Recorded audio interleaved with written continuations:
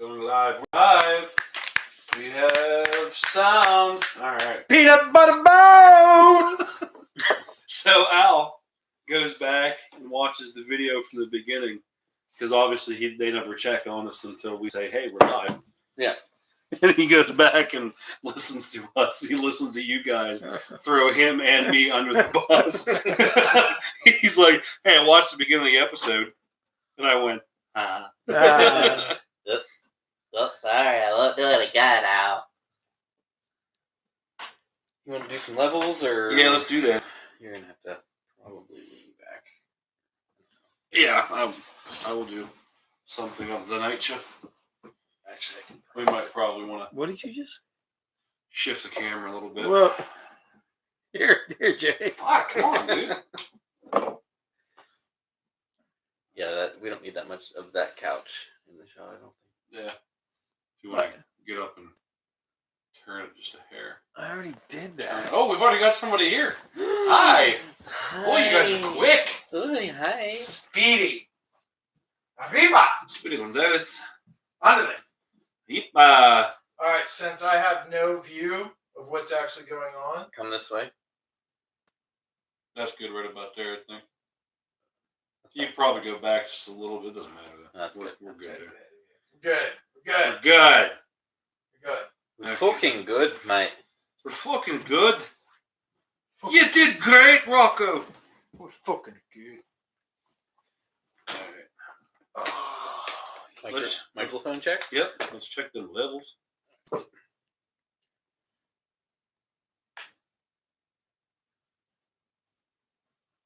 When you are, stud.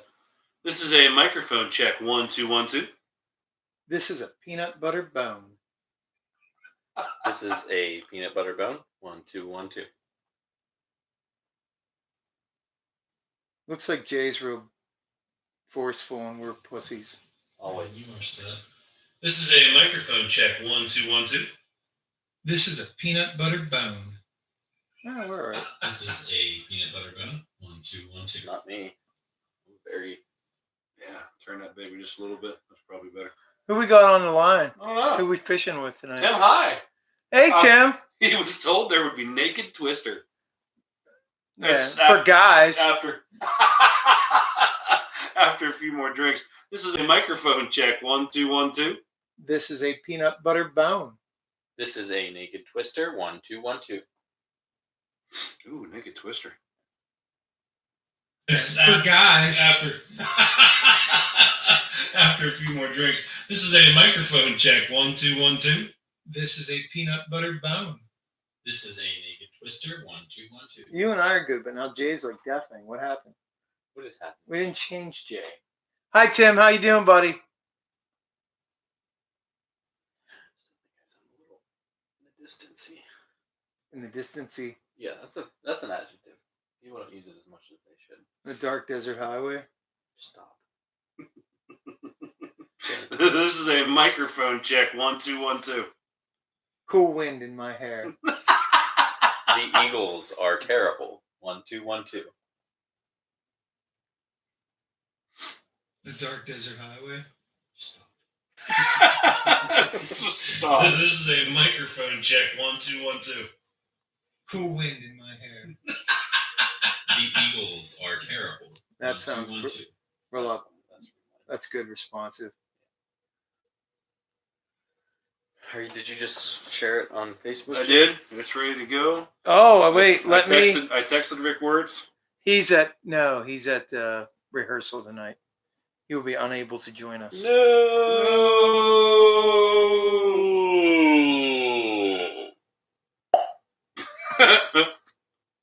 No. No. Hold on. Now I got to find my social media and share it. We're like socials media. Am I right? Talking about About outsiders? a little bit of outsiders. We're going to do it for Johnny, man. That's the thing. Do it for Johnny. Call me Pony Boy all day. Okay, hold on. Let me go edit this thread. Regular old Matt Dillonite, if you know what I mean. I do, buddy. gotta wait any longer to put this house Stark inside of my body. I'm gonna lose my mind. Have you had Dalwhinnie? Oh yeah, Do you like it? yeah. I've never had it. What region is it? Is it Highland? Dalwhinnie is actually a very interesting Scotch in regard to the fact that where it lies, it actually lies in both the Highland and Speyside region. And it kind of has a little bit of characteristics of both. However, one thing that we did determine earlier is this is not the Dalwhinnie. This is Winter Frost, Right. which I have absolutely no Sure. information on. So I don't know if we can consider this representative of. It's not the Dalwhinnie. Either way, I'm super excited for it. Me too. Okay, we've got. I think we're ready to go. Everyone, we're ready to go. Waiting on you, James. All right. Let me get Did I get my? you show notes. Yeah. I sent them. I think. I'm pretty sure I did. Pretty sure you did. Pretty sure I did with the Glenmorangie. Glenmorangie. Morangie. Tonight's episode is.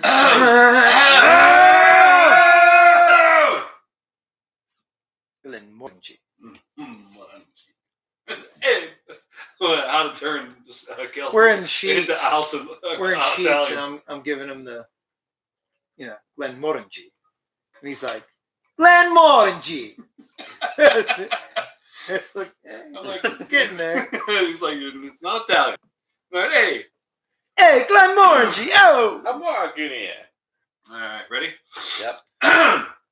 And we're gonna be hitting the record button in 3, 2. What's going on, everyone? It's Jay from the Wednesday Night Whiskey Committee here with another. We're gonna say above subpar. Are we out of the basement? We're sub above. We're sub above. We're sub above. And sub below. Yeah. For another episode. Before we get started, as I always do, it's time to introduce your typical cast of characters here you can find on our show. To my left, over here, that is the handsome man himself, the Mr. Universe. Whoa! It's kind of hard Mr. thinking of these Universe. things. He actually was the stunt double for Antonio Banderas back in the day. I thought he was a stunt double for Mr. Manhattan too. Was he? Yeah. While drinking Manhattans? Yes. Captain Tight Pants himself, Michael, co-host and co-founder, Michael J. Cavino. Good evening, everybody. And to my across the table, there is the bearded one, the metal up your nose. That's right. The Red Warlock, the Professor, John J. Feathers. Hey. And he is also a co-host and co-founder of this little shindig that you always like to tune into. That's true. It is true. Before we skirt this baby any further, let's present arms. This week, as always, as of late, I am presenting the Thesis BR9 high power copy. And as you can see, it is clear. Clear. I am presenting the Dan Wesson 44, and as you can see, What? terrible What spin. happened? Whoa! There it is. Okay. There it is. He thumbed the spin. I thumbed this. He fat thumbed it. Fat thumbed He it. Cavino thumbed it. I Cavino thumbed it. Ooh. I've known for my fat thumb, the one in my pants. There it is. I'm not. It's not true. Known for your red bubble. Wait, what is that? Nothing.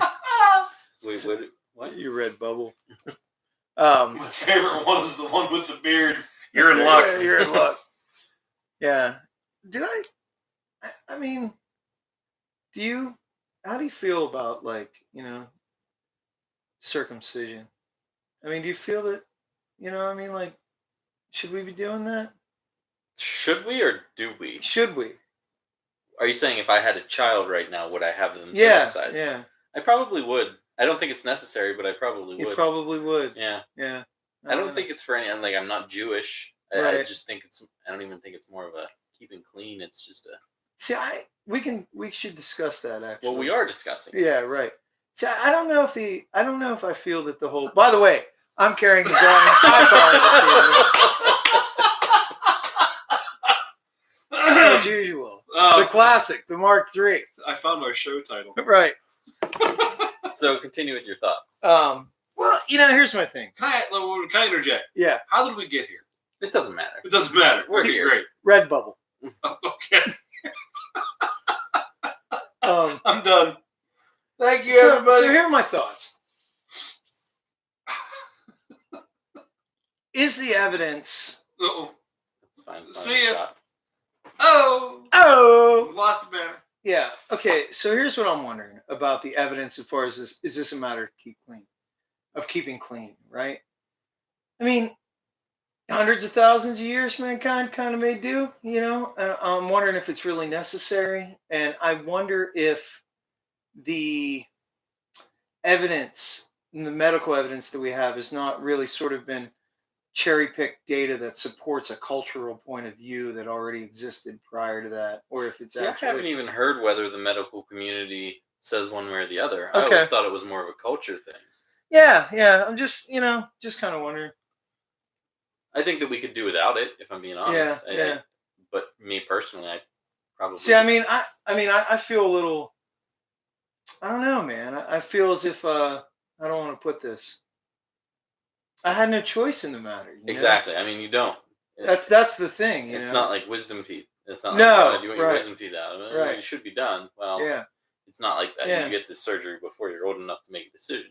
Yeah. Right. I just, Coming from a family experience, okay. I had a family member who was in the latter stages of life who was not forced into getting one, but medically had to get one done. Right. And he said it was the most painful thing he's ever experienced. Right. I'm sure. So imagine, yeah. I would much Guaranteed.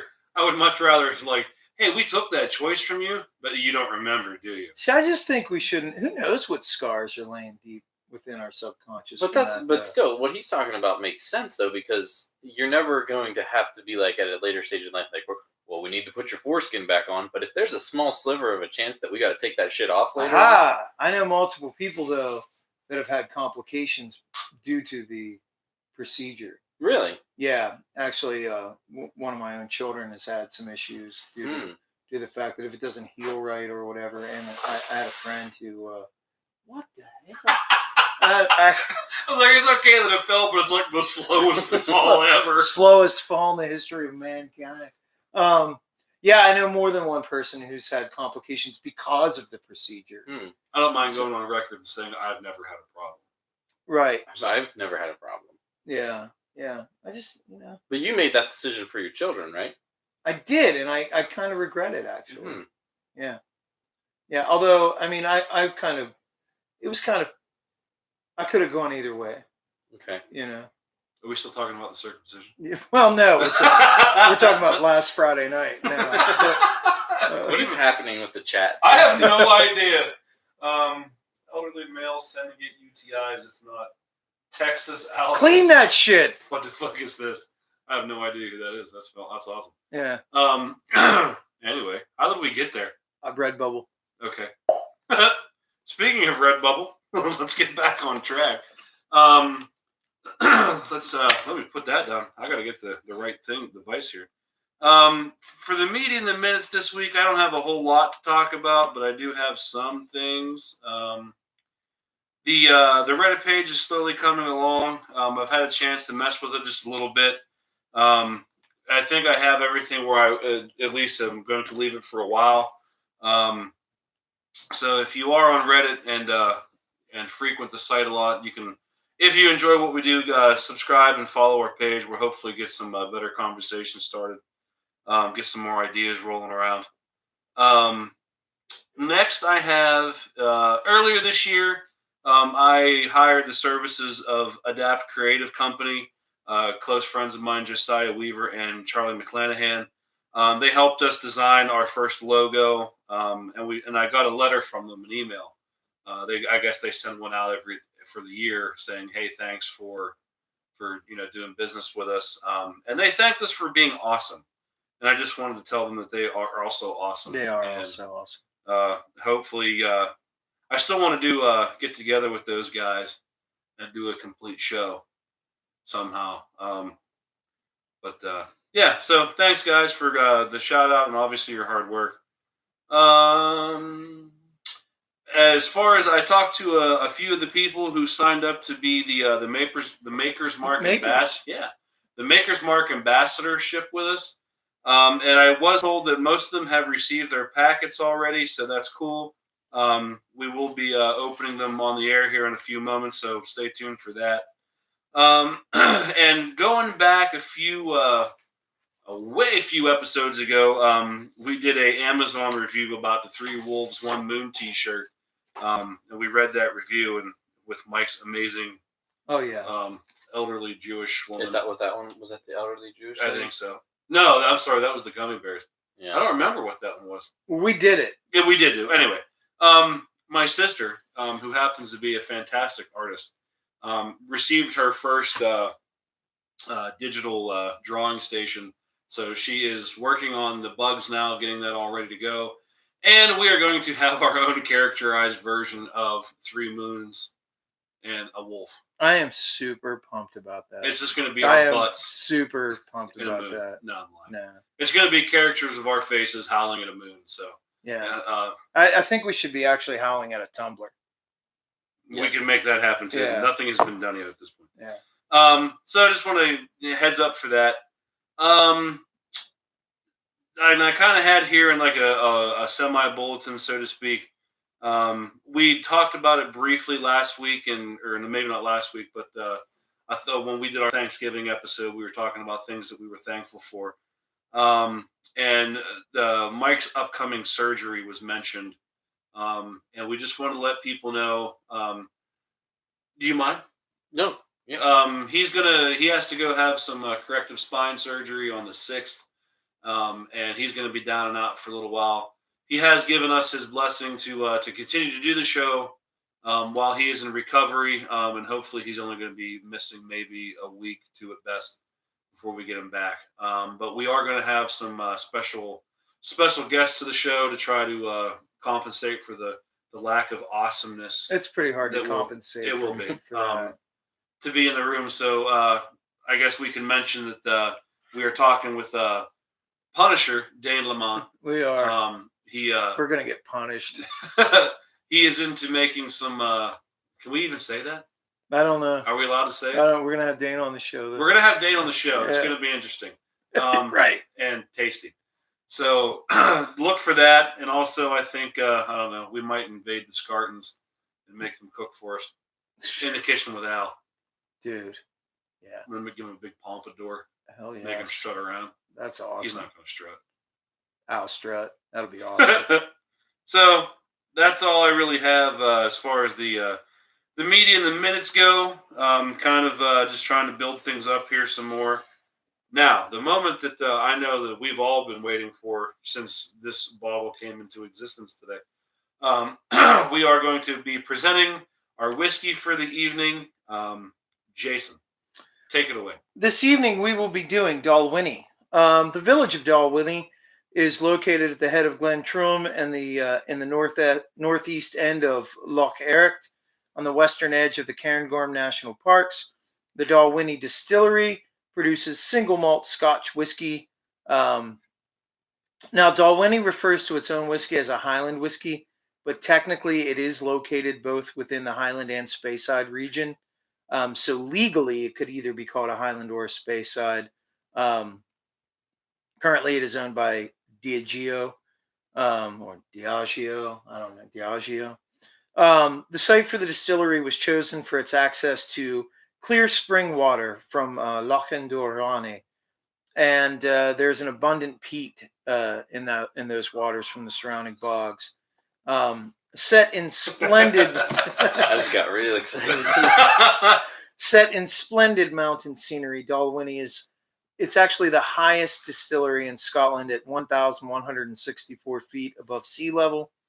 And the name Dalwhinnie is derived from the Gaelic word Dalwhinnie, which means a meeting place, which actually refers to the meeting site of ancient cattle drovers' routes through the mountains. Dalwhinnie was started in 1897 when John Grant of Granton-on-Spey, George Seller of Ingussy, And designer Alexander Mackenzie, also of Kingussie and already a designer of a distillery there, put up an estimated 10,000 pounds. Now, in 1897, that was a good bit of cash. Yeah. To build the Strathspey Distillery at Dalwhinnie between the Great North Road and the Highland Railway. And I just picked out some selective dates of what happened over the years that seemed kind of cool. The first whiskey rolled out in 1898. In 1905, the largest distillers in the United States, Cook and Bernheimer, actually bought the distillery at auction for £1,250. And at that time, it caused a huge stir where many were fearing that, there would be a complete takeover of the Scotch whiskey industry by Americans. They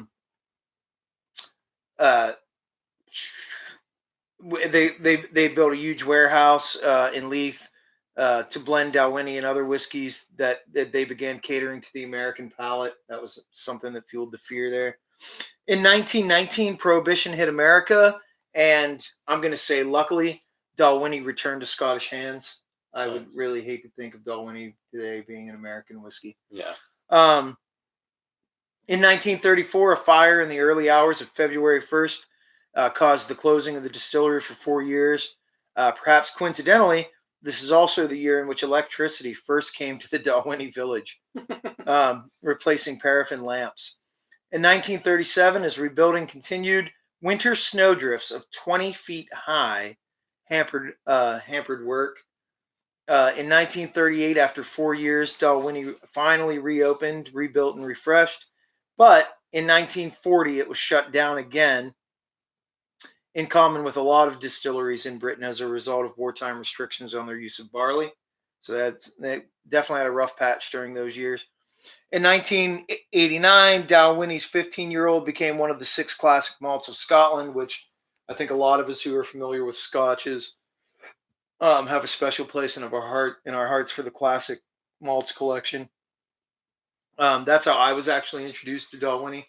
I decided that there was no way that I could be unfamiliar with the classic malts collection. Yeah, it's been on my list for a while. In 1994, Dalwhinnie was the village. Actually, I found this incredibly interesting.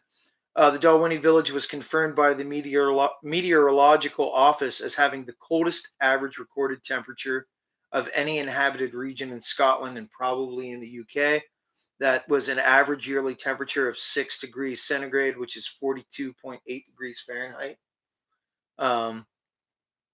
A special centenary bottling of Dalwhinnie 15-year-old was put out to commemorate the 100th anniversary also in 1998, I'm sorry. In 1999, the Dalwhinnie 15-year-old and the Dalwhinnie Distillers Edition 1981 were both awarded Mondes Selection gold medals.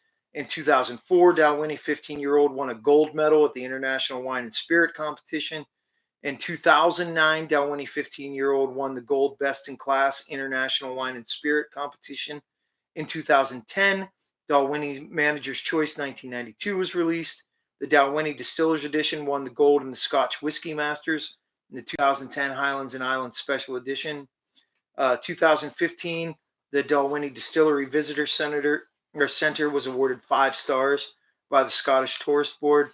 In 2016, Dalwhinnie 15-year-old won the gold in the San Francisco World Spirits Competition. 2016, Dalwhinnie Distillery was awarded the Certificate of Excellence by TripAdvisor.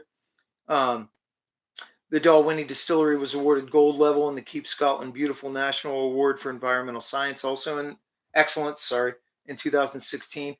And in 2017, the Dalwhinnie Distillery was awarded the Best Distillery Tour by Drinks International. So this is definitely a highly ranked, yes, a lot of much accolades. Class act single malt. Now, one thing that I do have to point out that I was unable to find a lot of information on is the entire history. The history that I've referred to here mostly is for the 15-year Dalwhinnie single malt. This is the limited edition Game of Thrones that we're trying this evening, which is actually referred to as the Winter's Frost. Yeah, I was going to read the little excerpt they have. Yeah, do that. Yeah. If you want to pop her open. Yeah, while I do sure. this. So, as Jason was saying, that Game of Thrones, I guess in hand with Diageo, are producing the 7 houses and the Night's Watch of Game of Thrones. And Dalwhinnie got the honors of representing House Stark. And there's a little excerpt on the back here. And if you're not familiar with the houses of Game of Thrones, You should be. doesn't have any bearing on the whiskey itself, but just to give you a little backstory, in the vast cold expanse of the northern lands of Westeros, the lords of House Stark ruled as king in the north for generations. Stoic, noble, and pragmatic, House Stark swore allegiance to the Targaryen crown and kept faith for nearly 300 years to House Baratheon when Targaryens fell. However, overly noble Stoics can be vulnerable, and the Stark words heard often in the halls of Winterfell rang true. Winter is coming.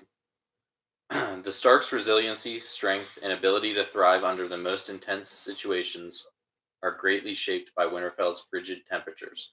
Like House Stark, Dalwhinnie is made in one of the highest and coldest distilleries in Scotland, as Jason mentioned, and its extreme conditions are responsible for shaping its signature honeyed sweetness and spicy warmth.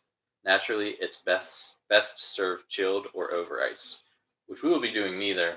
But No. I'd be interested. In I mean, trying it that. is probably a little chill from being in my vehicle for the afternoon, but Good enough for me. Yeah. Yep. That No. works. Now, one thing while we're talking about the Game of Thrones edition, maybe you could bring up the little quiz you had us take earlier. Oh, right. Yeah. There's a quiz, and we'll post it in the show notes, and we'll post it on Facebook. It's just one of those dumb, like, which house of Game of Thrones are you? But we all took that quiz today just to see where we landed, especially in accordance with these signature scotches, just to Right, see which right. one we would fit in. And I think that's probably going to be one of the discussion topics tonight, is it not? I didn't see it on the show notes. no. He didn't have it in the show notes, which is why I threw it in. Yeah, now. we can Yeah, talk about it. actually, I have it wrote down in my handwritten notes, but not the. Okay, not I the- didn't see it in there. Yeah, so it wasn't I figured, after. Well, figured good segue. do you want to talk about who you were Yeah, representing? sure. I took the quiz. This is very appropriate for me this evening because I took the quiz this afternoon whenever Mikey linked it over to us, and I actually came up as House Stark, which I can see. Yeah. I mean, Absolutely. I definitely identify hard with the Starks, which certainly Dalwhinnie is no disappointment. I am a little jealous of you, Michael. But so yeah, this is very fitting. I came up as a House Stark, so I'm looking forward to tearing to some Dalwhinnie here in a Well, I minute. would say in the world of Scotch, you have a lot of right to be jealous of me for my house. Absolutely. But in the world of Game of Thrones, a lot of people would be jealous that you're Stark, That's probably true. because That's they probably are true. as much as you can have a protagonist in that series. Yeah, they it would be are. the Starks, Yeah, so. yeah. Jason was alluding to being jealous of my house. I got paired with House Lannister, which Which I can see as well. yeah, not a fan favorite as far as a lot of fans of the show. House Lannister, personally, my favorite character in the whole series is Lannister. So Well, the one thing about the whole, I didn't mean to interrupt you. No, I'm you're sorry, fine. But the one thing that I would say about it is, personally, I do actually feel a certain resonance with House Stark and whatnot. And you say that they sort of make a good protagonist, if anybody serves that purpose. Right. But who is more interesting than House Lannister? yeah, they're I mean, super diverse. You need House Lannister in that series to do anything. Yeah. You know, I mean, it's super interesting. Yeah. So the Scotch that represents House Lannister is Lagavulin. So that 9 means year. I have to go buy a bottle of 9-year Lagavulin. Yeah, I'll be there. What a bummer. Such a bummer. Yeah. I'm a fish. You a fish. Jay, I have no experience with Game of Thrones, and it's not because I don't want to. I just haven't got around to it yet. There's a long laundry list of things that I have to do, and Game of Thrones is one of them. And I asked them in the group text. I said, "Do I have to know anything about the show to get the quiz?" And they said no. So I took the quiz, and I ended up being from the House Tully, Right. which they're very proud and honorful and. No, family duty honor. family Yeah, duty it is. honor. Now I have not I'm like way behind. I really haven't watched much of the show. My whole experience is through Martin's books. Right. If I'm not mistaken, please correct me because it's been a long I time will since do that. since I visited. Was Caitlin Stark not originally? She was a Tully. Yeah, that's what I thought. Okay. I thought so. How close are they staying book versus show? There was a lot of parallels from the first 5 seasons of the show, Okay. and then the show started passing books. So the books weren't written linear. Right. I know that there were still a lot to go on, and there would be things happening in book.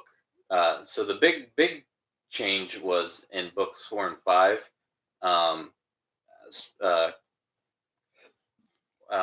What the hell? Why can't I think of it? Feast for Crows and Dance with Dragons. They happened at the same time. Right. So everything that you read in one book was from a certain group of characters' point of views, and then the next book was the exact same time frame. So it's not like when you're reading a book, after you finish one book, you pick up the next book, and it's like, this is a continuation. Mm-hmm. You were literally reading the same exact timeline, just another set of characters. Different perspective. And that's what happens whenever he's building such a big world with so many characters and so much backstory and so much history. It's really hard for you. I mean, people will ride him all the time as far as not getting the next books out and all that, which, I mean, there's some merit to that. But at the same time, he has literally created an entire universe. Yeah. And so it's no short feat to try to, keep the quality that he's had for all these years up. Now, that being said, the show is about making money, and they're not going to take the hiatus that Martin takes to create new books.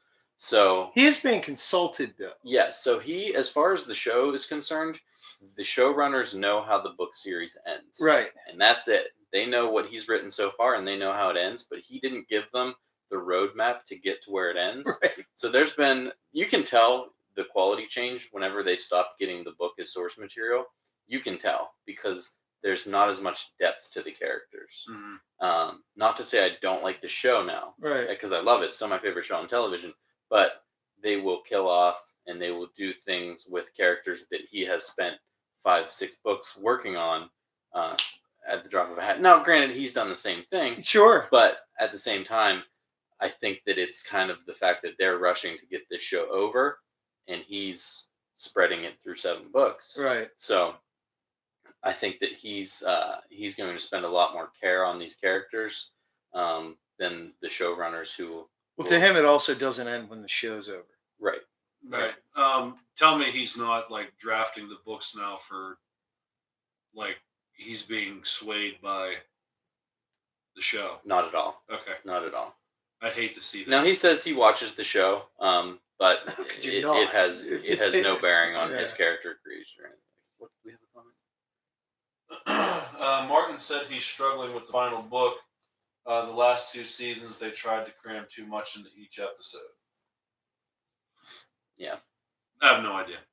I started watching Game of Thrones. I think I got like 1 or 2 episodes in, and I went, "This is so cool," and then I never got back to watching it again. So right. It is on my to-do list. I would like to, because I'm almost done with Gotham. I think I'll be caught up on everything that I've needed to watch since I got behind. And then I would sure like to start the game. I'll tell you what. Now, Rick has. I gave him. I don't know if he's watched any more of it, but he has season 1, so that means I have it on here. So if you want to throw me a disc or something, I'll bring it. Yeah. Put it on. It is so much more of a challenge to do this, but I'm gonna just throw in the ring here. We don't have to, but at some point, in the same way we did a Firefly episode, we should probably have an entire Game of Thrones absolutely. episode. Absolutely. Yeah. Maybe at the would conclusion have to be of that would have to be a little ways down the road. Yeah. I'm not expecting Jay to blast through that series. It's, right. It's not an easy watch, and Right. I will put this out to all the Whisketeers and obviously my whiskey committee here. If I could teach college courses on Game of Thrones, so if you have questions on the series, just come to me and I will try to help You heard it here first. I don't mean to cut you off, but I'm gonna. Let's drink. Let's drink. Winter is coming. Winter is here. Oh, the second time's even better. Oh, that's one of the best sounding pours. It was glugging before it was even out of the bottle. Glugging. Got my chips cashed in. Ooh. Oh my. Ooh. Well, I'm boys, real excited. Just off I that am too. nose. I'm already giddy. Let's winter is coming, boys. cheers, boys. To us, To us, to a 39th episode, to our the patron members. the Patreon members, Scotty Knoll, Ryan Weaver, Oh, Rick it's got Wirtz, such a wonderful nose. Shannon Hoffman. Shannon Hoffman, Shannon Hoffman. and What did Shannon get? Mario She was a Chipperell. Tully as She well. was a Tully as well. Yeah, it's interesting. Slash. Slunch more.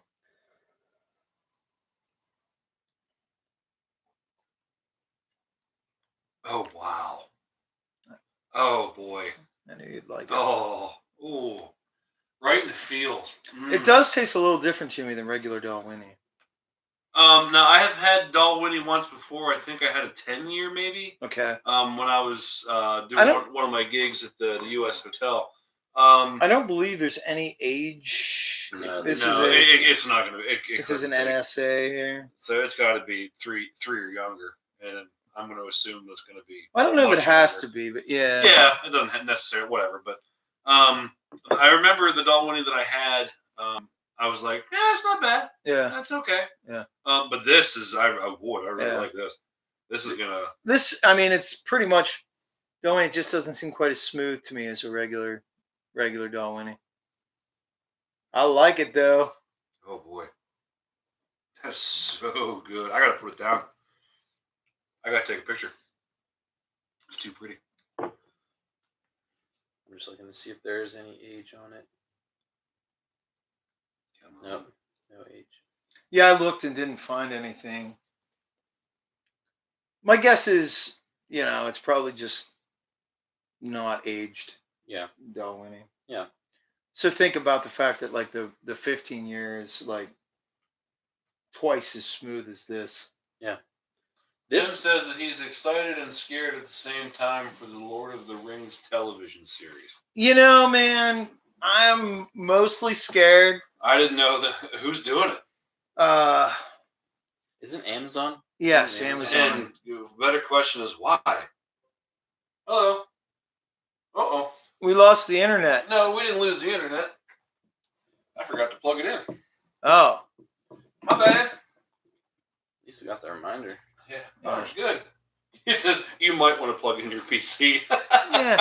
I'm going to reserve all my judgment for the Lord of the Rings until I watch it. I'm Yeah. gonna reserve it too. Like, I just don't know why they're doing it. Like, what are they going to just do the whole thing again? Yeah, that's why. Well, You wanna know why? Well, duh. What is Of it? course. Amazon do It's not anything. It's not going to be. Isn't it? It's a prequel, isn't it? believe so, yeah. Yeah. Okay. I So mean, it's like- I'm in then. It's. Like, I believe it's pre-Hobbit, even if I'm not mistaken. okay, then I'm totally in. I mean, now, hopefully it's done well. Ah, dude, yeah, here's my But thing, how right? are you taking source material? And I Here's, understand that Tolkien had oodles and oodles of. here's my thing, man. I just I'm happy enough with what Tolkien left us with. And I feel like it's been run roughshod over so many times. And I appreciate what Jackson did. Mhm. And then I really don't appreciate what Jackson did. And I mean, The Hobbit was like a freaking travesty. Oh, that was yeah. so bad. It was so bad. And I'm almost so gun shy right now at the point that I just kind of wish they'd leave it alone. Well, hopefully, we can try to get that one back. Yeah. Maybe. Or we can hope. I hope so. I'm rooting Yeah. because if they're going to do it, We good definitely Lord, want to I see hope it it's fail. good. Yeah. Yeah, I do not want to see it fail. But I'm really, It's just terrifying. it I is just think terrifying. that with the success of high fantasy lately, it seems like Game of Thrones set a precedent for fantasy television Mhm. that didn't really exist before it. Mm-mm. And I don't know that they're reaching with this Amazon, series the way that The Hobbit was reaching for cash. I don't know. I think that doing this in the hopes to create a phenomenon the way that Game of Thrones did in the world of fantasy television. And I mean, I think they're going with somewhat of a given. I mean, if you say Lord of the Rings, there's a huge target audience already Instantly. Well, the thing about Yeah. Young and television old. too is there. you're not making your money back on season 1. No. So you have to create quality, otherwise you're going to flounder. Right. Now, when you create things like The Hobbit, they're relying on the fact that the Lord of the Rings Well, series yeah. was so successful. Coattails. Yeah. And so they're going to have a giant box office. Right. But the people that were buying tickets to go see Fellowship 3, 4, 5 times were not buying tickets to see The Hobbit 3, 4, 5 times. No, I went once. They were one and done, and we're like, what happened? They were one and done for 1 and 2, and I didn't even watch the third Hobbit. Yeah, I did, but I only did it out of like some weird Just to finish internal it and be done. obligation. Yeah. But I didn't want to. I really didn't. I went into it just being I didn't like it instantly from the get go when they created that character just for the sake of having a character sure.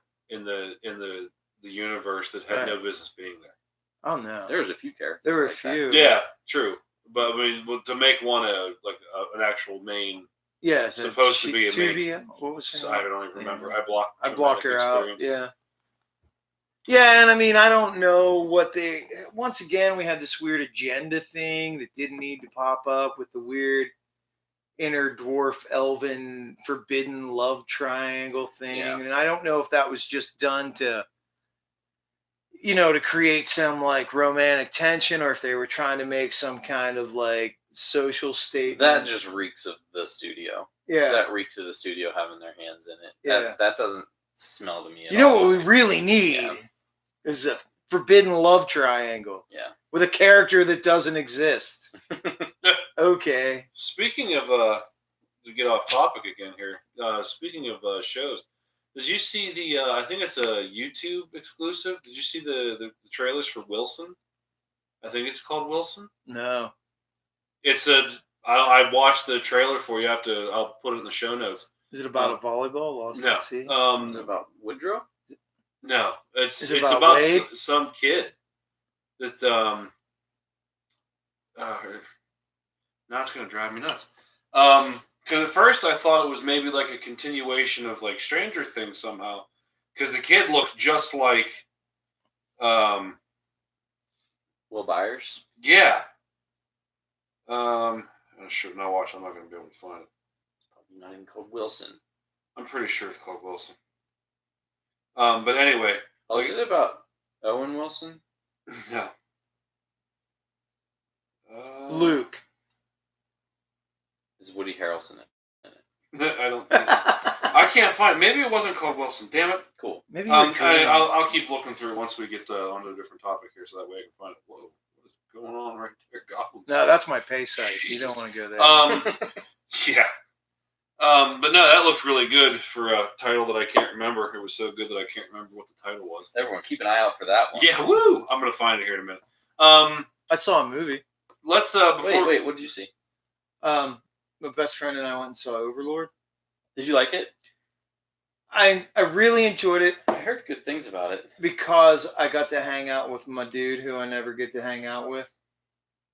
Oh, by the way, speaking of dudes I don't get to hang out with, props to Nathan Peretta.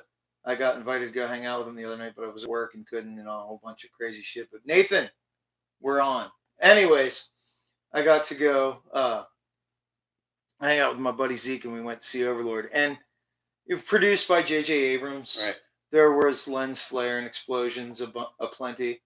It wasn't quite what I thought it would be, but it was cool. It was a good movie.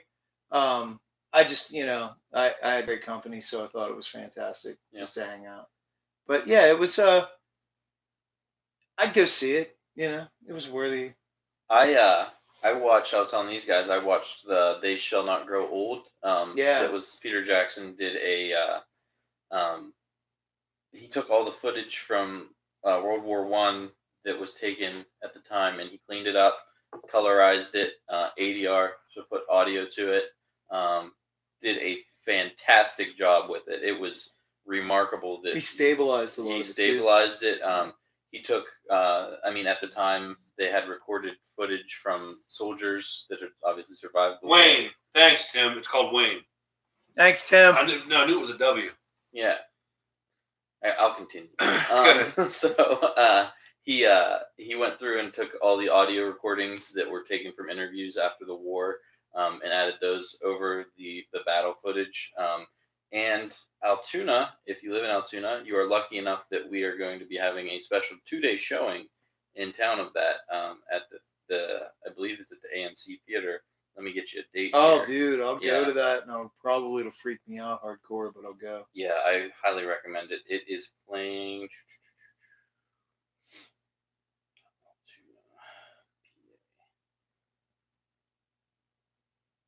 December 17th.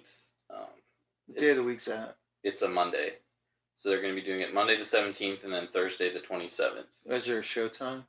No, they're probably showing it all day. I'll go see that. Yeah. If anybody wants to make that trek, Highly recommend it. get on. Maybe we can get some of the Whisketeers if they're interested in going. Yeah. Right. Yeah. Right. I'll definitely go watch it again. Yeah. It was. I mean, I've touted on the show before Dan Carlin's Hardcore History and his Blueprints for the Armageddon series. I would say that the quality is better in Dan Carlin's, obviously his input, but it's 12, 13 hours worth of information, whereas this is like an hour. You also don't have, I don't care how much detail comes up in even 12 or 13 hours of auditory stuff. The visual makes up for a lot. Picture's worth 1,000 words. You know what I mean? The one thing that you don't get as much as battle footage, because obviously they're not going to be whipping out a camera. Yeah. You get a lot of trench footage. You get a lot of the shellings and all of that. Right. But you don't expect them to be holding the camera while all that I'm kind of carnage glad. is happening. Yeah. I mean, don't get There's me a wrong. point There's where some brutality to there's that. a You'll point see. where I just don't want to see that. You'll see some stuff that you won't forget. But Yeah. we still haven't reviewed this whiskey. No, we haven't. Let's rate this baby. Who wants to go first? 92. No debate. No nothing. 92 for Jason. 90. 90? Wow. And I know where I was. And I was going to come right in with a 91. So I bet you the average is 91. Yeah, I don't even need to do the math. yeah, let's just do that. That's academic. Yeah. That was actually stupid how fast that was. 3 stars? Absolutely. Absolutely. And I know we're recommending this baby. Yep. So the Dalwhinnie Winter's Frost gets a 91 out of 100, 3 out of 3 Wednesday Night Whiskey stars. And yes, we absolutely do recommend this. For a whiskey that's probably not even aged.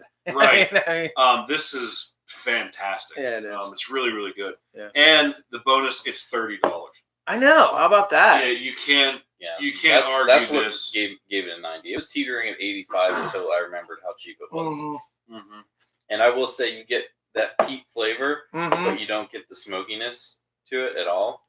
There's your point. And that's why I think Jay likes it. I mean, that doesn't hurt it, I would say. I think it's the smoke you don't like. Yeah. Like Flag of Holland, though. That's liquid suede. That's liquid suede. true. You just you like. Can we address this elephant in the room? Yeah, I'm going to address it right now in the form of opening it up. So Whisketeer, the not so silent anymore's hidden fourth member of the Wednesday Night Whiskey Committee, Al Scarton. The George Martin of our whiskey committee. Sure. Decided that he was going to get Mikey a housewarming Billy present. Preston, huh? It could be Billy Preston. Yeah. It was a little housewarming gift, but also he said, you guys do this all the time, and I don't know what necessarily, maybe it wasn't wrong, but he's like, you do this, and you need one of these. So See, I'm he also super said, peaked yeah, now. I have no idea what it is, so I'm kind of just as curious to see what happens.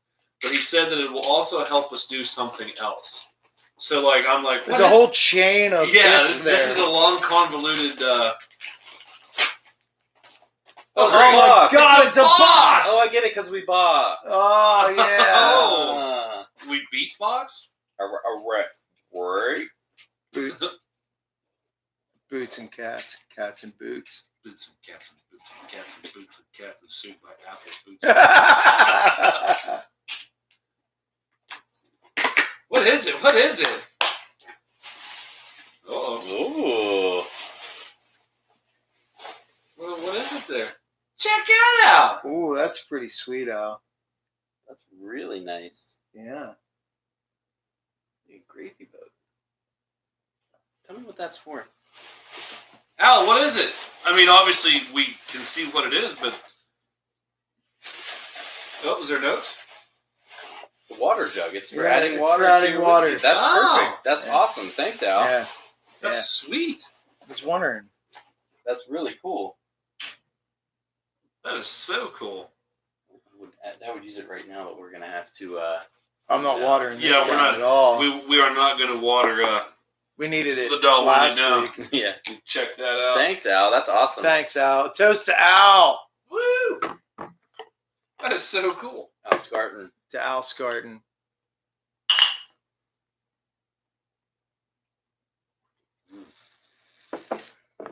Beautiful. Oh, So good. So let's move on to our second topic here. I know I touched on this during the. Let me see that night. Touched on that during the meet in the minutes. For those of you who a few episodes ago we did the Maker's Mark Ambassador Takeover. We most of us have received our letters.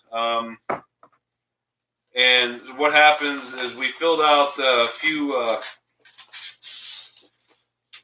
weeks ago. We went on makersmark.com and filled out the process to become Maker's Mark ambassadors. We have all received our letters and our pamphlets here, which we're kind of unboxing now. For those of you on the YouTube channel, you're getting a good peek at this. For those of you listening just to the podcast regularly, we will be posting some pictures of this. Comes with a very cool letter. It says, "Congratulations on your Maker's Mark ambassadorship. I'm pleased as Whiskey Punch to take this relationship to the next level and consider you a partner in spreading the word about carefully crafted bourbon that we both love." So it's kind of cool. You get a little letter from Rob Samuels, who is the he's a grandson, of the founders of the chief operating officer of the Maker's Mark Distillery. That is so very cool. You get an ambassador's manifesto, which basically has our name on it, our ambassador number, a date since when we became ambassadors, his little stamp on it. It's got some.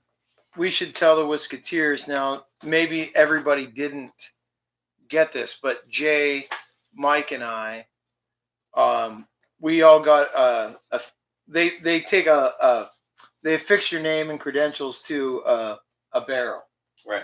and I'm pretty sure we all got the same one. We've been affixed to barrel number 817028. Is that you too, Mikey? 817028. Right. Yeah, that's what I have too. So Right. we have all been assigned to the same barrel. Unfortunately, we have heard that There's a few some Whisketeers who did. did not get on the same barrel, and we are bumming about that hardcore. I would like to say that any Whisketeers that did go ahead and fill this out, they should post what barrel they're. Definitely. Yeah. Yeah. And it's one of those. I mean, there was no guarantee that we were all going to be on a barrel. We all kind of hoped we were. There were just too many Whisketeers, man. Yeah, it's a good thing. So also it comes with an official certificate that says what our barrel number is with our name on it. Has an official Maker's Mark wax The seal. red wax seal. It's kind of cool. You can check that out there on the camera. Again, we'll be posting pictures of this. It also has, they gave us some business cards with our names on them. And then there's a inside your whiskey barrel. They show you kind of like the ins and outs of what's going on. Looks like there's a mock-up of the barrel here. Yeah. And it only looks like there's 30 names on it, so Right. and that makes sense as to why some people couldn't get on. Mhm. We ended at the end of a barrel. Yeah. Right. It carried over. So, I mean, there's a lot of cool things going on. And if you missed it, it's free to sign up. Yeah. And it's very, the quality on this is very high. I gotta say, I mean, Maker's Mark have outdone themselves with this Absolutely. program. Absolutely. It was free to join. There's all kinds of exclusive deals that this allows you access to. Get your own business cards. For You God's get your own sake. business Yeah. cards. We don't even have Wednesday Night Whiskey business cards That's true. Now we do. yet. So, But like my wife was looking at some of the stuff they sent out, and there's some really cool exclusive deals going on. There's some programs and like little hostings they have. Now you do have to go to Loretto, Kentucky to enjoy them, but hey, I mean, if you're in the travel, yeah, honestly, I mean, Maker's Mark have really they've yeah, hit it it's out of the so park very with this cool. program. And I do want to eventually, the three of us will get into a group photo. Yeah, Yeah. We will get a picture taken with our certificates, and I don't know. Maybe we should send Loretto, Kentucky, one of our one of our pictures. I think we should, as a matter of fact. I'll tell you what else too. I mean, we really can't thank the Nixons enough for tipping us Yeah, off to this as well. really opening this up to us, and I'm not going to get that back in there, and that's fine. That was so cool. And again, like Mikey said, it's absolutely free. You can sign up. And it's kind of funny too. Like I was playing a show this past weekend, and I was looking at the back bar, and I said, "You know what? I'm a Members Mark ambassador now. I should probably have some Members Mark, Maker's Mark." I said it again. Yeah. I'm not even fighting. Thank God. We talked about marking our members earlier. Right. That was earlier. That's what we opened the show with. Yeah, we had one Reddit person come to the thing, and that's who said, "What the fuck is this?" Right in the middle of a circumcision talk. Hey, if anybody wants to get a special, Jason's handing them out. Yeah. So That's definitely our members, Mark. That's the show title. oh god, we shit on everything. Yeah. So that's kind of Mark cool. is this. Again, like I said, we're gonna take some photos of that stuff. And for those of you who did not get on the barrel, namely one very. We don't know yet. Yeah, I mean there might be more. Right. We really don't know. But thank you for those of you who did sign up and took this journey with us. It's very, very cool. Although we don't have a Maker's Mark in these glasses, we will toast all of the Absolutely. Whisketeers who are now Maker's Mark ambassadors. Man. Yeah. Cheers. Oh, that's so good. Oh, man, I was sleeping on Mikey's couch here. In a minute. It's pretty good stuff, dude. Let's move on to our next discussion topic here. This was kind of we were just throwing ideas at each other today about what we wanted to talk about, and although I didn't know circumcisions was one of them, we did talk about Neither did we till like until it happened. The craziness that was this past weekend with Well, the reason that I wanted to talk about this, and well, it's twofold.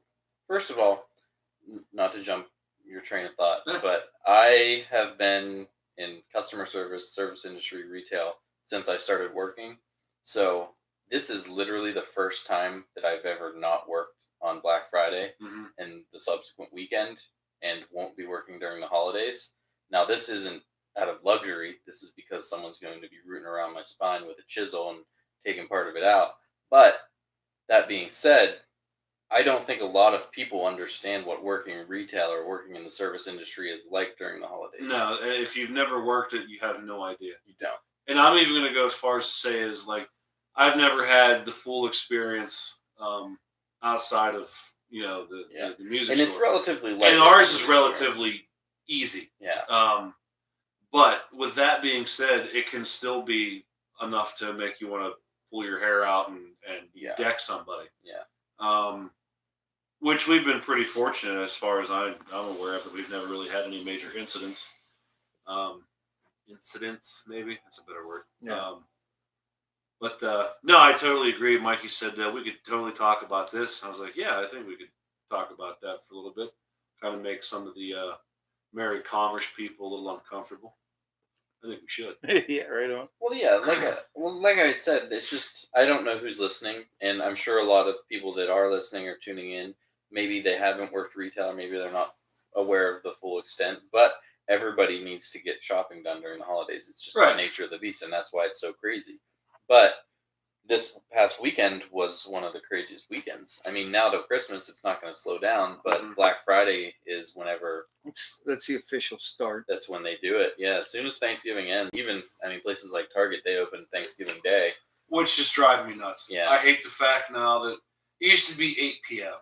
Yeah. Now it's 6 p.m. They And open now at it's 5, it's yeah. getting closer and closer to where it's going to be, hey, it's the week before Black Friday sale. Get in line now. Right. Right. There'll be Christmas music and freaking Halloween. Which well, there I was actually- actually. Oh, yeah. Actually, I had a kick out of, it was, and the tagline was "Not all heroes wear capes."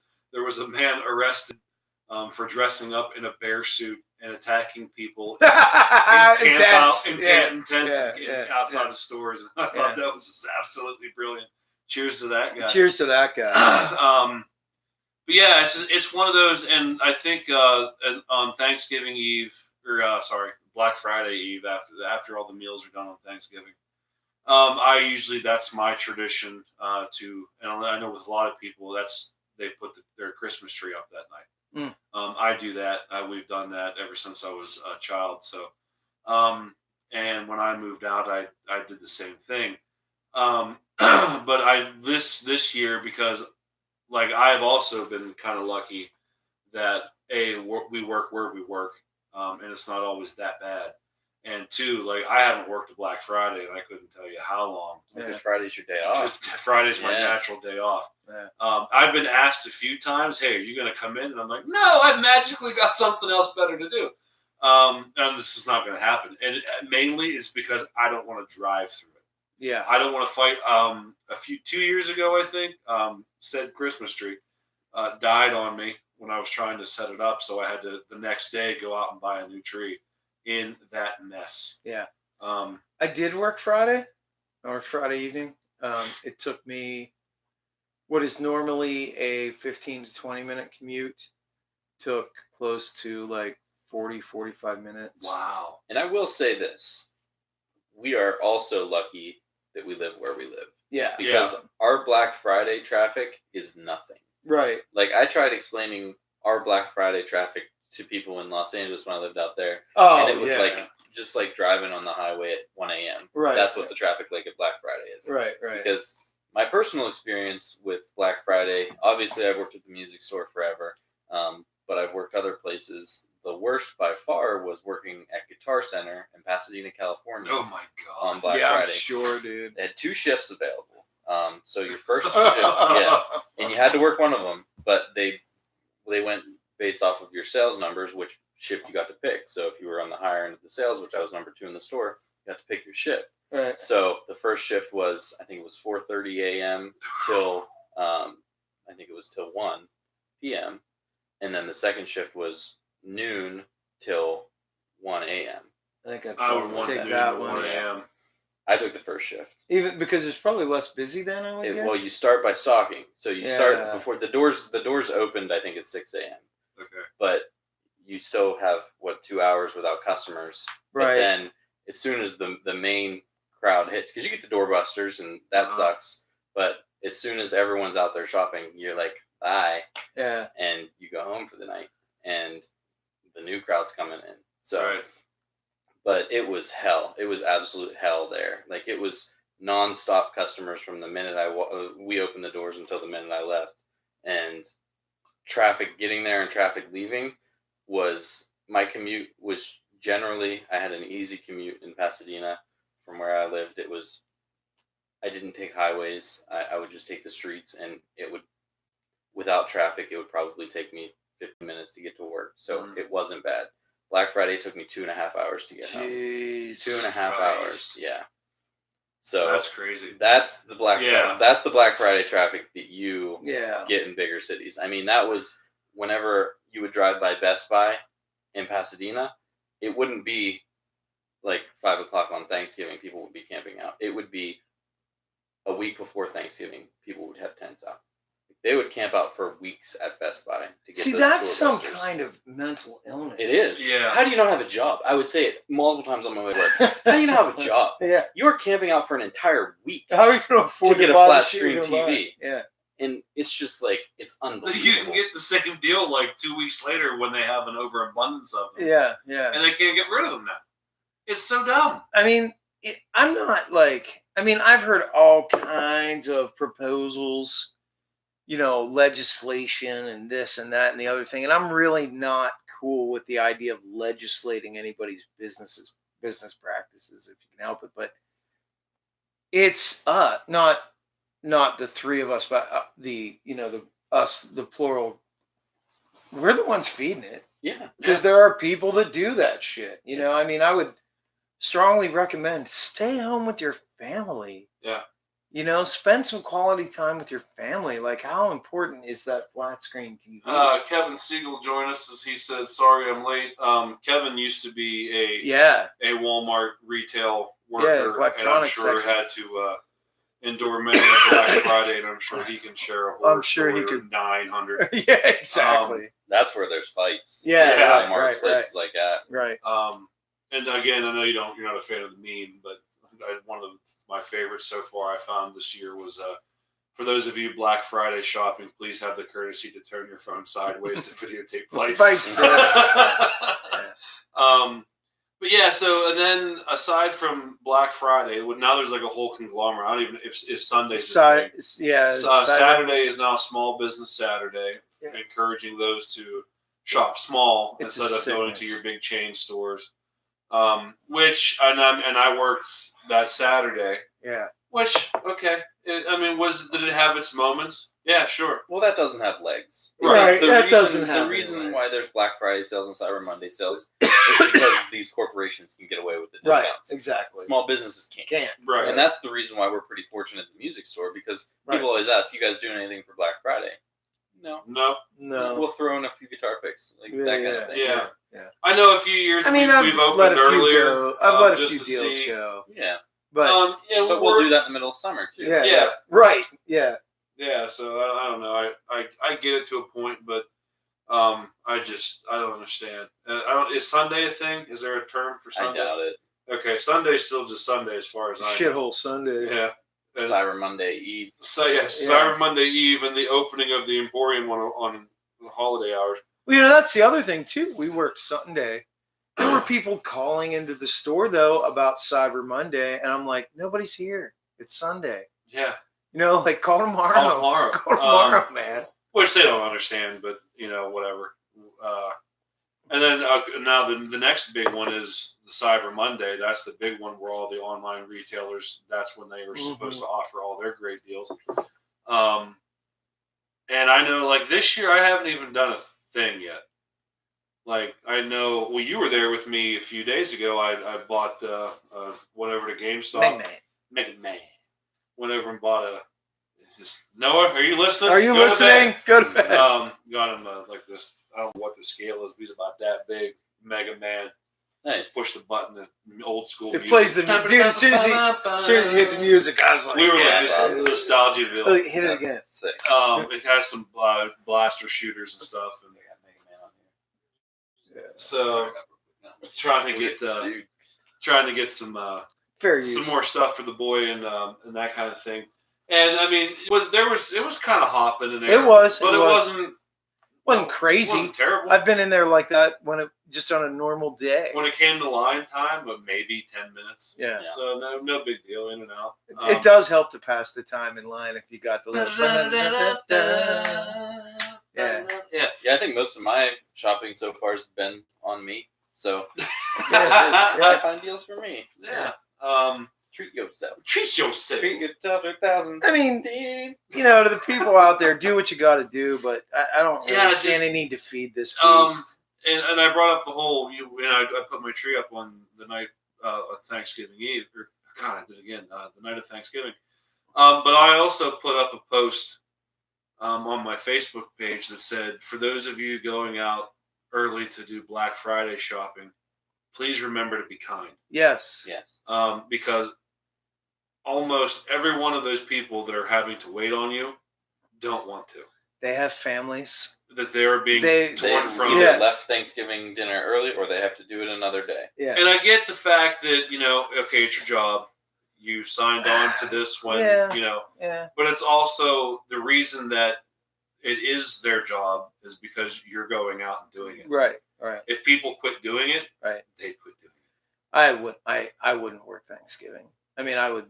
it. I would lose my job. There's a line in the sand there Yep. for me. I'm No, sorry. I don't mind doing.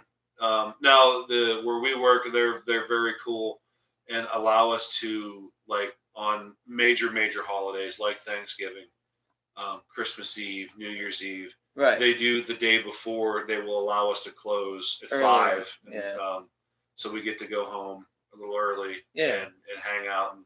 See your And family. most of like in my case, like for the last umpteen years, I need that time to get to my gig and fight holiday traffic to get parking to get all my stuff in for the various bands and things. But before that, it was nice to be able to just sit and kind of reflect on it.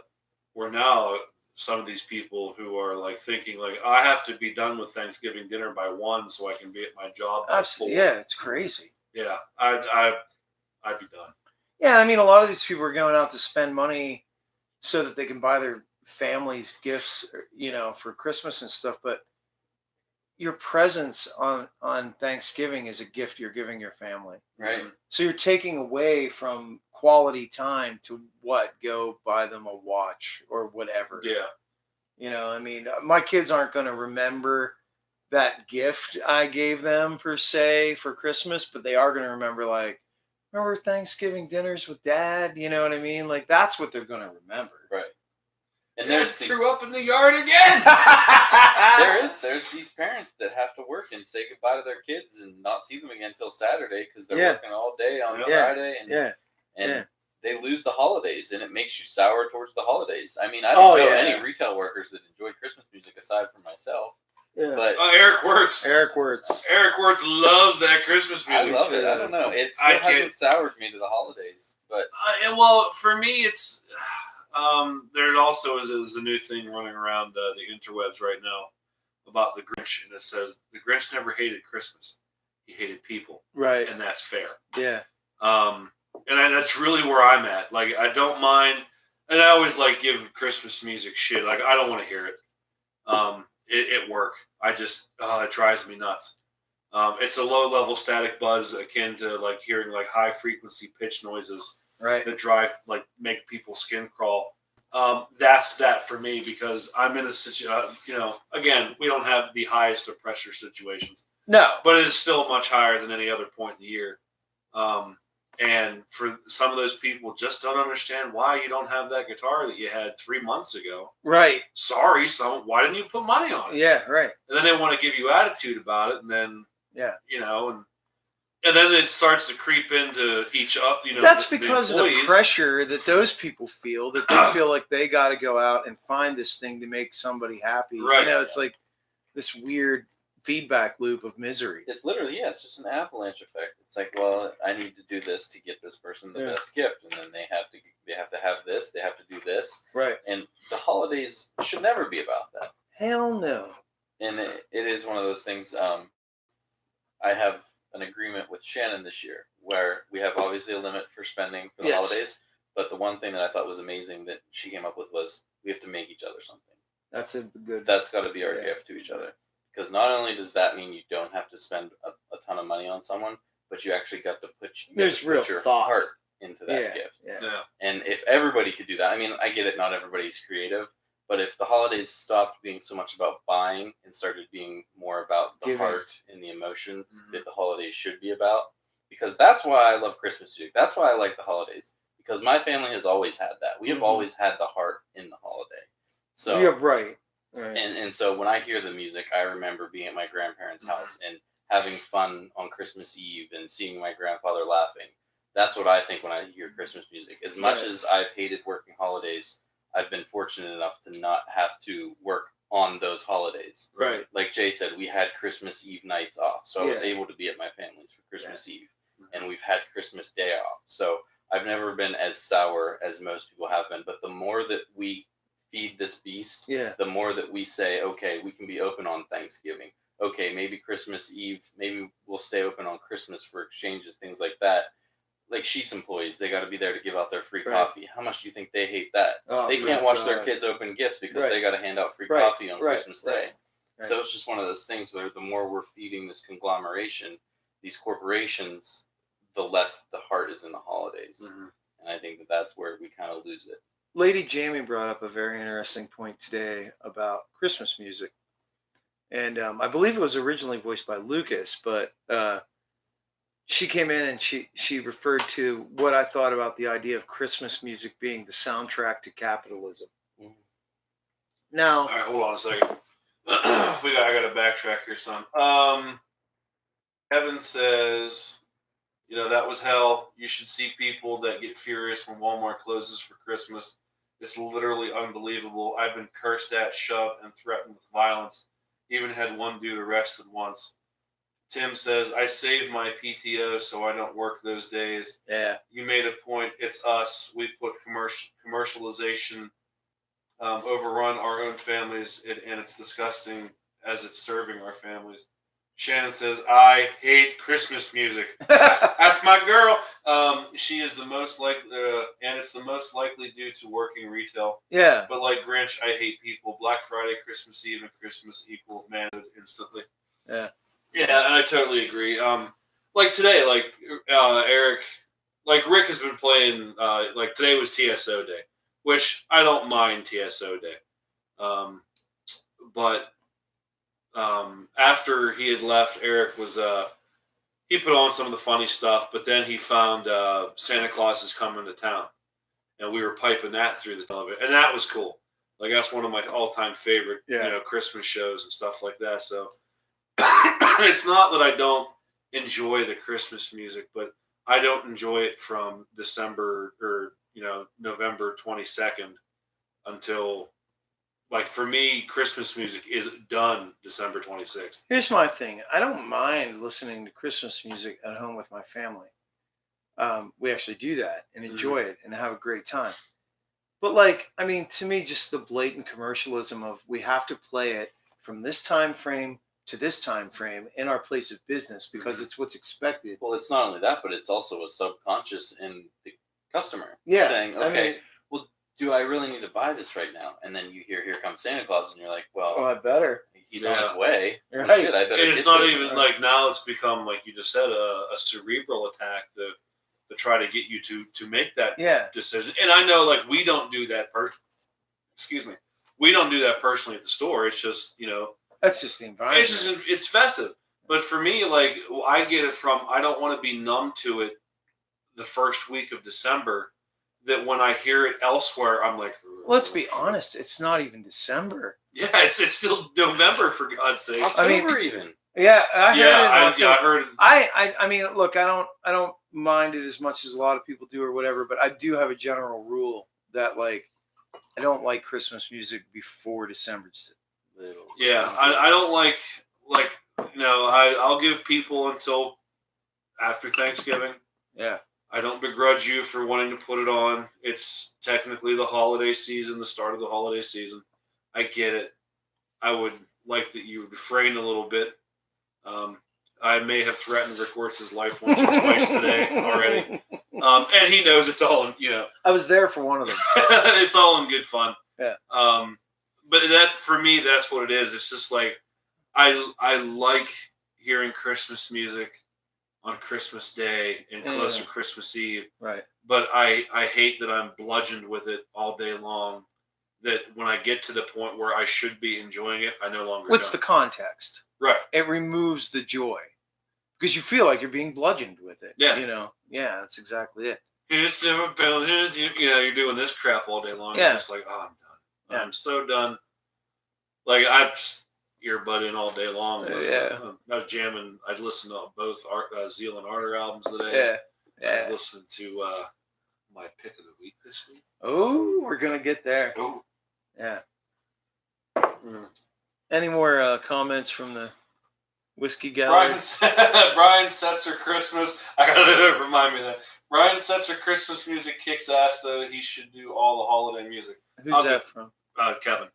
I'll go ahead. I don't mind Brian Setzer stuff. I had a guy, because we got the Gretches back in, right? The guy says, Oh, these are those Brian Seltzer guitars. You get that every time. Every And time. I went, yep, it sure does help with heartburn. Yeah.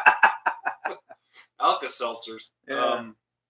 But no, so yeah, it's just one of those, like, this is maybe our subtle, maybe not so subtle plea to, look, if you're tired of this, stop doing it. Stop doing it. Well, even It I don't will- think that we're going to make that much of a change, but if we can Yeah. just, I really wanted to talk about this just to really express that Jay touched on.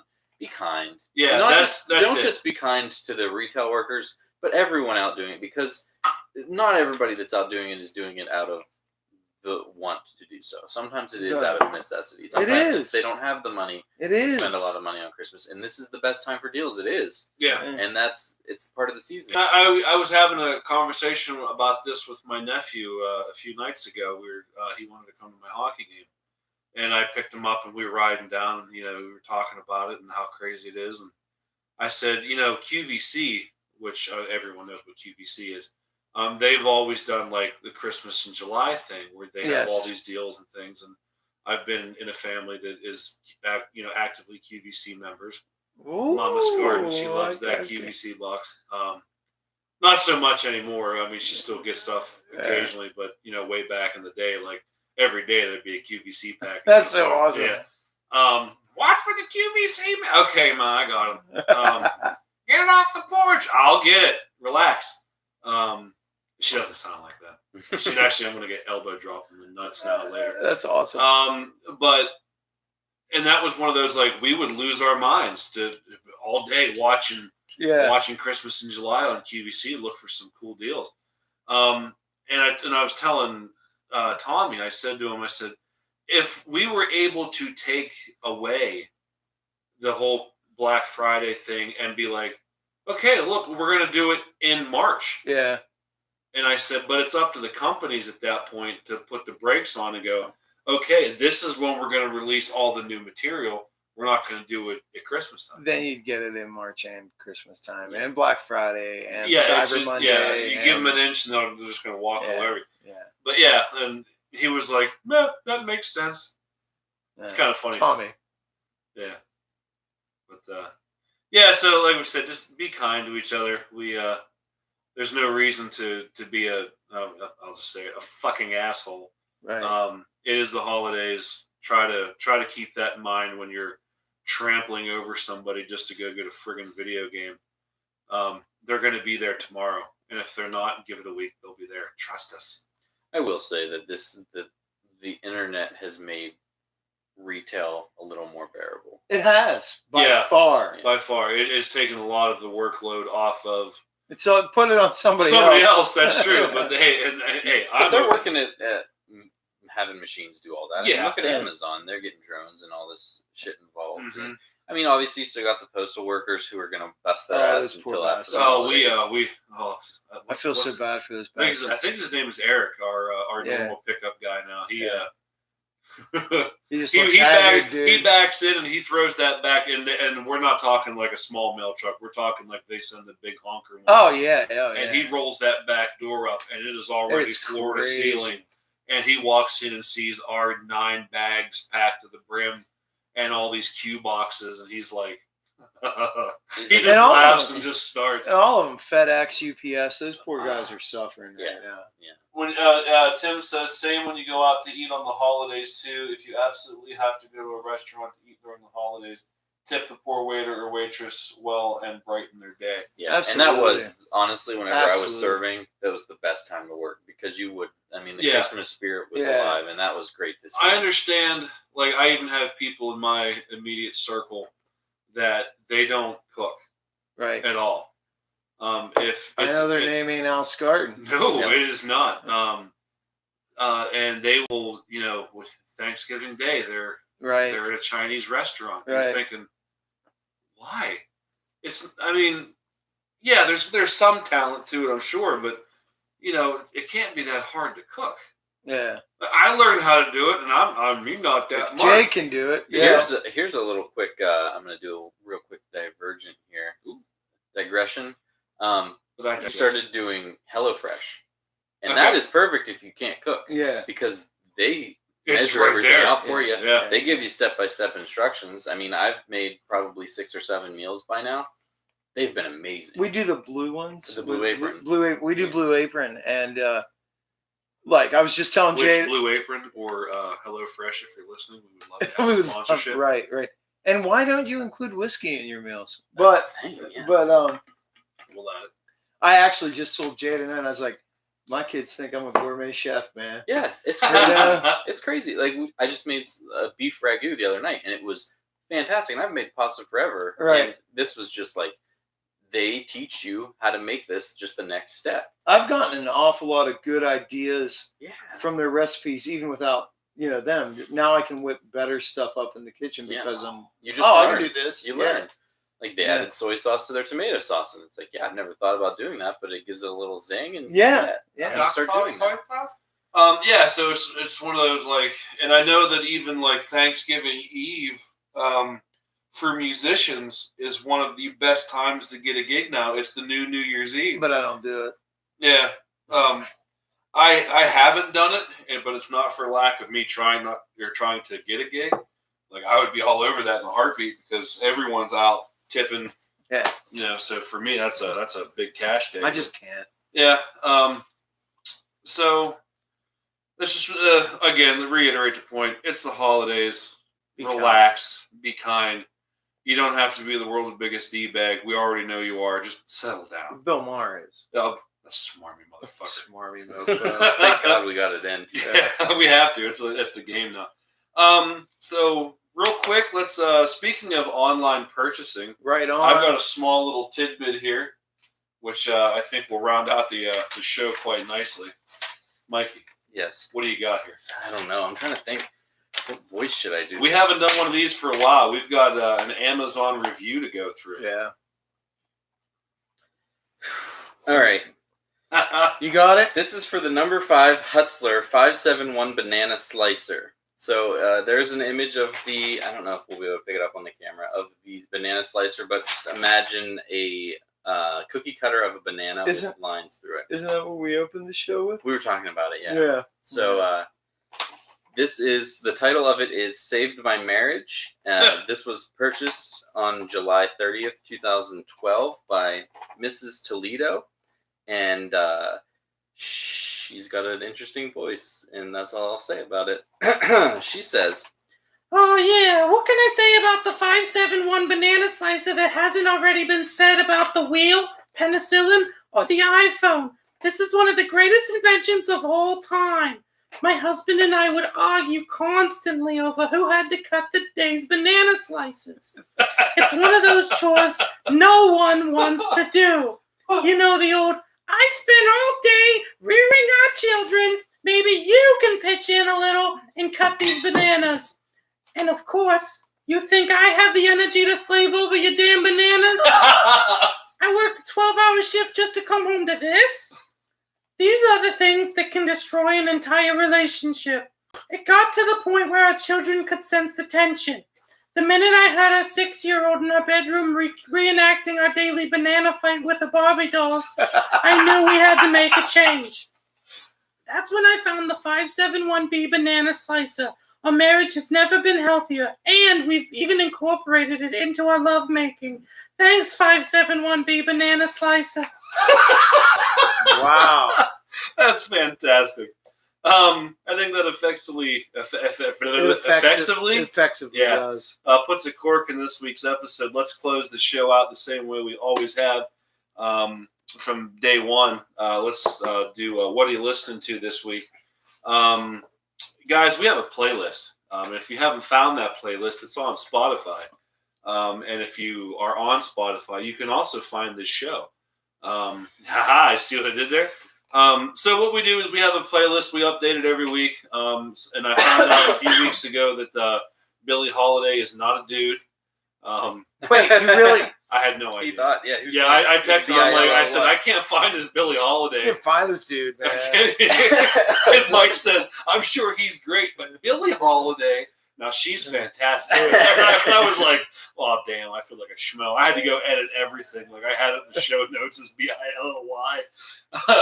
Oh, that's so good. You can find the gems as soon as they're posted because there's a lot of mistakes usually. But we do a playlist. We do update it every week. And this week, I am super excited. I know what it is. To dude. present I this know what baby. it I've been is. given a copy of. Oh no! Oh, it is. You know it is. We have a local hero. We do, a man. local legend. And, This guy and God is love awesome. him. I got to give all the props to him. I have never seen a guy that is so dedicated to what he does. He works hard, dude. He does. He works very hard. Very eccentric. Very Tommy, very cool dude. eccentric. Yeah. Yeah. But I was given the latest, the final Cluck copy of Elvis Chicken right there in your face. And that, again, this is from the album The Final Cluck, 20 Years of Elvis Chicken. And my pick this week is Elvis Chicken Has Risen from His Couldn't Happy even Hole. take it out of the plastic to pretend like you listened to it. I've listened. It's been on Spotify. Is it on Spotify? It is Are you absolutely on. kidding me? No, Yeah. it's on Spotify. Not only that, but we have. It's going to be on my playlist. He's given me a couple of copies, a couple which I've actually taken home, but a couple we've left at the store. So I know you've heard it from Yeah, already yeah. open Which copies. song? Elvis Chicken Has Risen from His Happy Hole. Okay, that's your song. Yeah, Hell that's yeah. my pick for the week. I mean, I want to take a moment and You- seriously toast Tommy. yeah, Baker. I mean, there are some fantastic song titles on this There really record. are. Can I look at that? Absolutely. Greetings from Planet PP. That's one of the- Turkey Bells. Jesus, Baby Dangler. Is he like Frank Zappa? Is this what this is? An homage to Frank Zappa? no, No. no. Get a load of the front. It's fantastic. This is sheerly. No, I've met him. I know. This know is Elvis. sheerly from the mind of Mr. Bruner. I Yeah. mean, it really is. And he did lay the Elvis Chicken to rest, but he continues. Yeah. He And has, the guys another, at he has another Sharky. persona called Sharky. Yeah. And he was at last year's Day of Rock, or sorry, not Day of Rock, Route 22 He Rock and was. Blues Festival. And there is something to be said for a man that will dress in a shark That suit. dude works hard. I did the photo And- shoot for that. And by the he way. will rock it harder than anyone has been on that stage all day long by himself with a solo guitar. He really And he it's works just, hard and he's great. he's man. fantastic, dude. He really is. It's really, really cool. Yeah. So Tommy, this one's for you. Really digging on the tunes. Like I said, I have been listening to it on Spotify. It is fantastic. Yeah. Elvis Chicken. That's the one I'd have picked. Risen. That's my favorite. That's the one. Yeah. Yeah. Which, Jason, what about you? which What do if you've heard the song title, you already know all the words. You know every word in it. I imagine. It's a 3-chord major progression, and it is awesome. Nice. Jason. Speaking of 3-chord major progressions, Green Day. no. This one is Is it this one?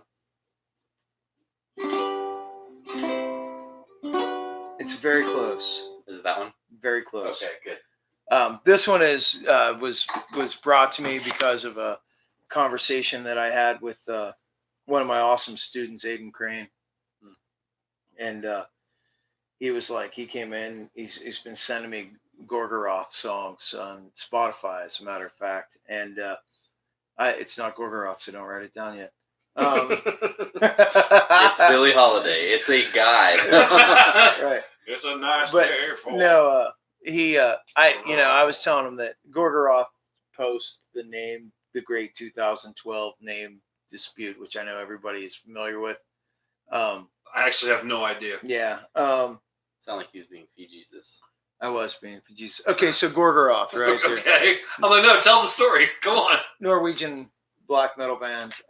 In 2012, the founding member and Yes, Al, I have been listening to Christmas music. Shut up. and the probably what I would consider to be the more talented members of the band, Gall and King of Hell.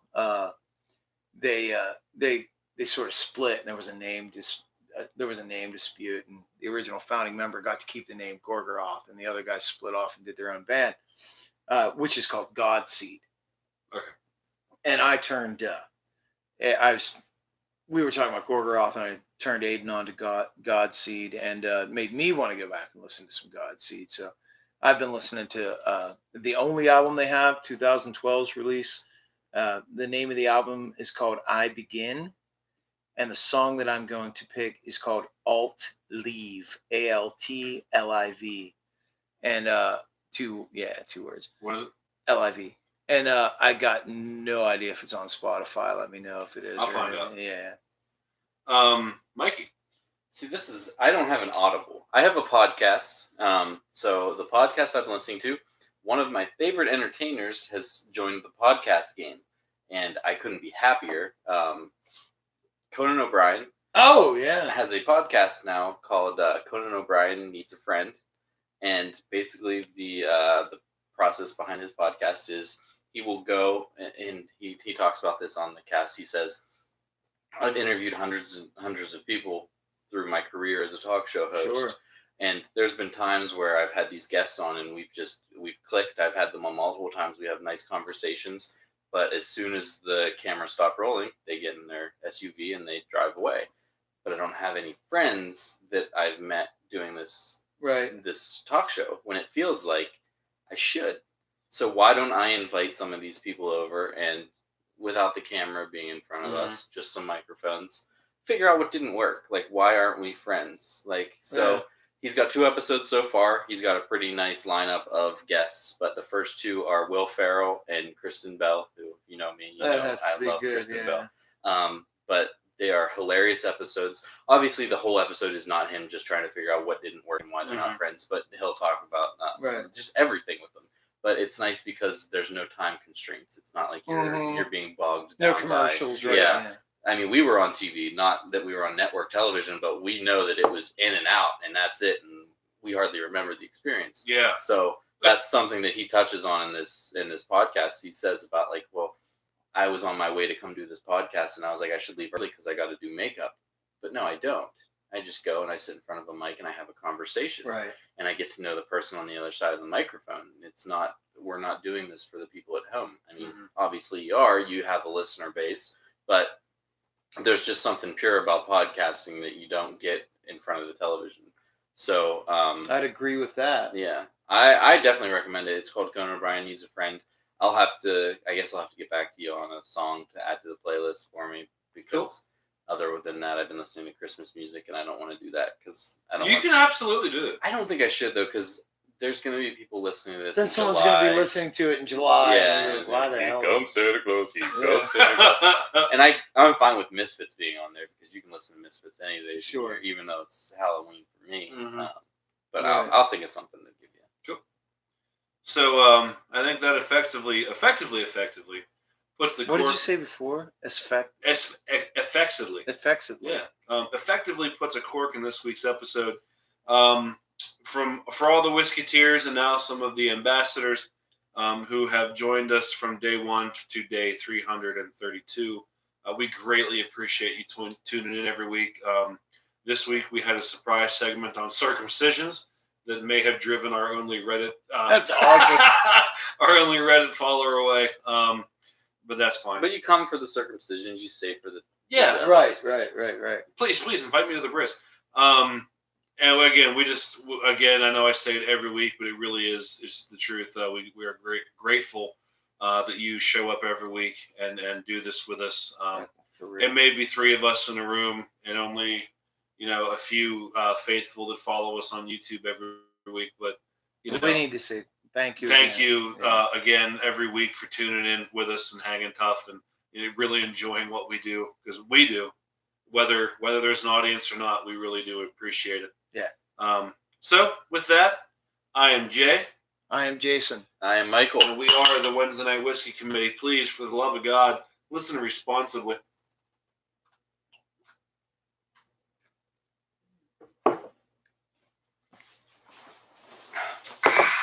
We did it, guys. We did it. Good job, everyone. Hooray! That's fantastic whiskey. Oh, that's so good. Oh, God, my back is fucked. Mine too. Oh, is it? Whatever, Mr. Quality of Life. What are you talking about, quality of life? I don't have any of that. I really like that whiskey, boys. Oh, I do too. Well, that's good, though. That is some damn fun. I mean, I'm excited to go get Laggy, but, if they're smart, they'll continue to make this. Yeah. That is, and I mean, if they want to leave it at a $30 price point, Well, think about how good they it can is. take over the Scotch market. Yeah, man. That would become is so that would good. become an everydayer. House Stark, winter's coming. That's right. We get the folks at home one more last sneak peek at that bottle. Go get that. Go get this. This is fantastic. It's $30. You won't be disappointed. And if you are, you can give it to us. Yeah, if you don't like it, we will happily take it. Oh, and I had it in the notes, and we didn't do it on the episode. But you're still here watching on YouTube Live, so Kevin Siegel challenged us